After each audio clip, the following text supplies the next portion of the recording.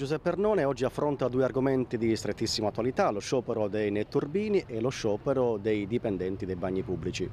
Io voglio partire da un rilievo che non posso fare a meno di sollevare a Marco Zambuto.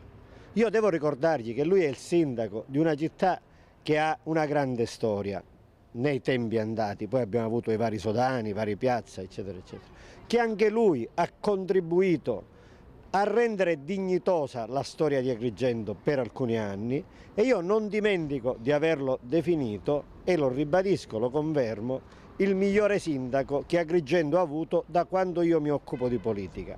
Ma Marco Zambuto non può mettere alla berlina, come sempre più spesso fa negli ultimi tempi la città di Agrigento, sparando, balle spaziali, affermazioni incredibili e ottenendo per converso autentiche lezioni di etica, di moralità, di diritto, come è avvenuto ieri con il vicepresidente della regione, assessore ed ex prefetto Giosuè Marino. Zambuto si è permesso di dire che la regione non risponde alla sua richiesta di prendersi in carico e pagare lui i netturbini. Se fossero messi in carico dal comune, i netturbini percepirebbero regolarmente lo stipendio.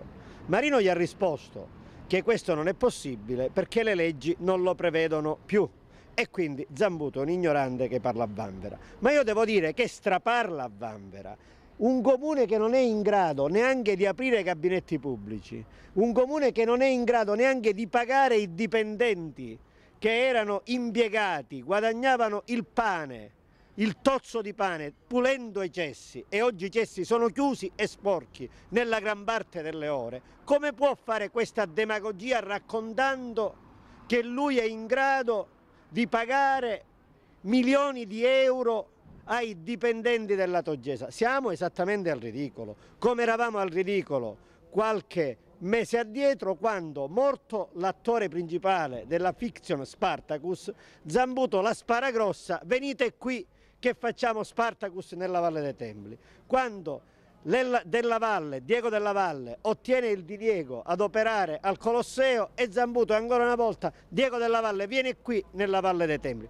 Le spara grosse, non ha nessun riscontro, ma queste cose le può fare un bambino di 8 anni, parlare a vanvera. Non lo può fare il sindaco di una grande città, né il sindaco di una grande città. Il sindaco di Agrigento può soffiare sul fuoco dei netturbini che scioperano dicendo: fate bene a scioperare perché poi vengo io e salvo tutto. Ma se il comune è a dissesto, ed è al dissesto per le scellerate politiche di cui è stato protagonista Zambuto, che cosa viene a raccontare queste chiacchiere? Mi riferisco alle politiche di Zambuto, segretario dell'UDC e assessore di Alto Piazza.